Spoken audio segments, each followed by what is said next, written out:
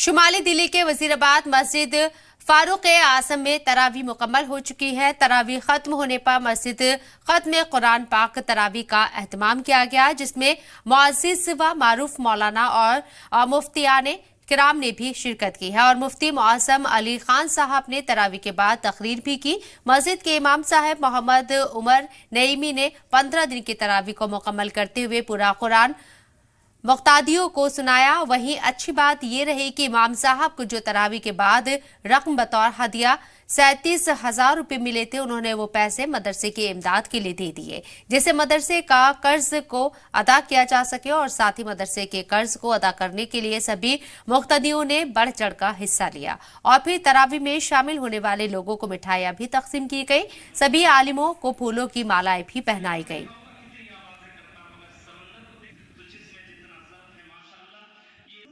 सरकार ने अपनी आखिरी उम्र में हज़रत सैयदुल मलाइका जिब्रील अमीन अलैहिस्सलाम से दौर की थी और आपने उनको अपना पूरा कुरान मुक़द्दस सुनाया था और हज़रत जिब्रील अमीन अलैहिस्सलाम ने भी सरकार को सुनाया था।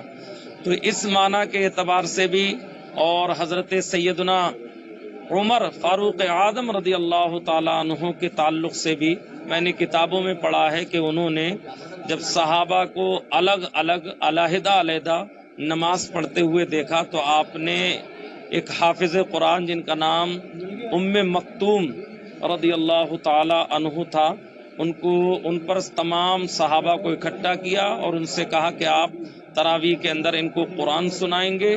तो उन्होंने तरावी के अंदर कुरान सुना और